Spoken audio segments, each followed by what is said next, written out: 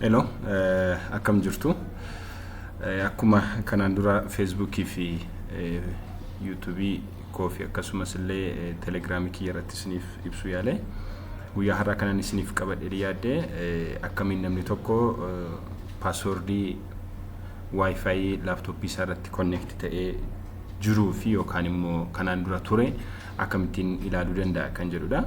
Innis maaliif fayyada namni tokko laptop isaatti erga wifi tokko connect ta'ee booda tokko ofiisaa dabarsee riyaasaatiif passwordii sana laachuu lammaffaa immoo guyyoota baay'eedhaaf bakka sana bakka bashannanaa ta'uu danda'a kan ollaarraa fudhannee ta'uu danda'a bakka hojiitti ta'uu danda'a hotspotii namni biraan create godhee nuuf galche ta'uu danda'a passwordii sana deebinee nama sana gaafachuu yookaanis immoo bakka sana turra yoo ta'e namoota jalqaban guutan sana deebinee gaafachuurra passwordii sana takka bifa salphaa ta'eetiin passwordii sana ilaaluu ni dandeenya jechuudha.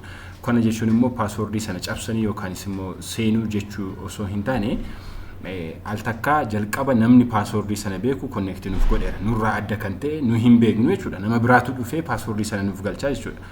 Erga namni sun nu galchee booda garuu nuyi dedeebinee namticha gaafachuu qabnu akkasumas illee hiriyaa keenyaaf passwordii sana share gochuu na barbaanne passwordii sana bifa salphaatiin ilaaluu dandeenya. Innis immoo akkamiini laptop keenya irratti CDM kan jettu jirti command prompt kan jennu achirratti run as administrator kan jettu cuqaasna.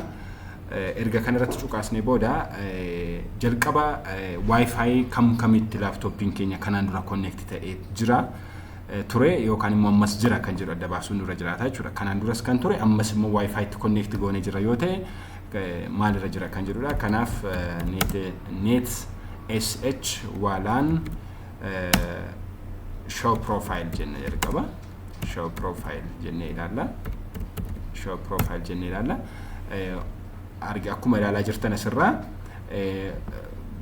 wifi hedduutti yookaan immoo SSID name jenna afaan keenyaan yookaan immoo SSID name hedduutti kan inni connect ta'ee jiru akkuma argaa jirtan Salam Secondary Floor JUICT JU Main Campus Staff Walaan B Wifi Hacker D Link Ethiopia Airport kanatti connect ta'ee jira kanaan dura connect ta'ee ture jechuudha.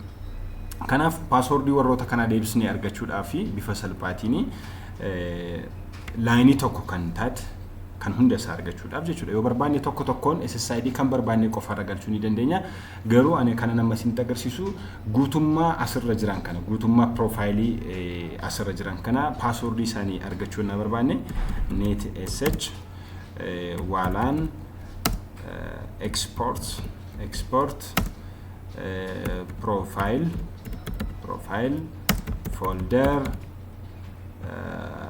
walqixa C jechuun partition yookaan immoo bakka nuyi foldera nuyi kaawwachuu barbaannu passwordiin kun gaafa export ta'u gaafa passwordii kana show gochuu barbaadan foldera kam keessa iddoo kam akka inni isinii ta'u adda baasuudha.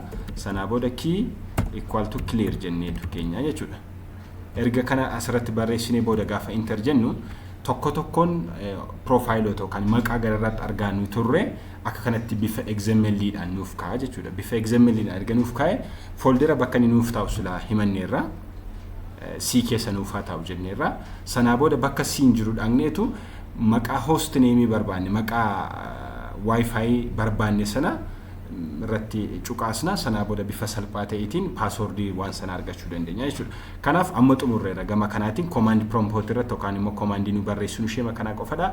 Sanaa booda as keessaa baanee isa dhaqna C partition irra deemna jechuudha. As keessa deemnee this PC kan jettu irratti erga cuqaasnee booda foldera nuyi keessa kaawwanne yookaan immoo bakki nu kaawwanne as keessadha. Sanaa booda bakka kana deemnee gara gajjallaatti kan inni jiru as kanarra Salam Second Floor kan jettu kan irratti cuqaasna jechuudha. Sanaa booda editorii kamiin illee banuu ni dandeessu. Asirratti gaafa cuqaasnu passwordiin bifa salphaatiin nu argannu lakunooti. Pass at REWQ kan jettu kun passwordii kan Salam Secondary Floor jechuudha. Kanaaf bifa salphaatiin passwordii nama kana bira geenyeera jechuudha. Kana booda ofii keenya sirra deebinee connect godhachuu barbaanne device ka biraatti bilbila keenya irrattis ta'uu danda'a laptop keenya irrattis ta'uu danda'a hiriyaa keenyaaf illee share gochuuf ta'uu danda'a bifa salphaatiin password kana arguu dandeenyera jechuudha kanaaf kun baay'ee kan isin fayyadudha namoonni baay'een bakkoota adda addaatti rakkatu namni biraan erga takka guutee fi booda si lammaffaa deebi'anii nama gaafachuu waan itti ulfaatuuf akka tasaammoo erga namni guutee fi booda immoo forgot godhanii naa ba'an password deebi'ee waan gaafatuu fi rakkatu jechuudha kanaaf bifa salphaatiin laayinii asirra jirtu kana shema kana barreessine jechuudha lakuno netsh walan export profile folder jenne folder jechuun normally bakka nuuf ta'udha erga shee kana barreessine booda bifa salphaatiin password sana bira ga'uu dandeenya ulfaadhaa galatooma share subscribe walii gochuudhaan youtube kana hordofaa isiniin jira yeroo gaarii isiniif haa ta'u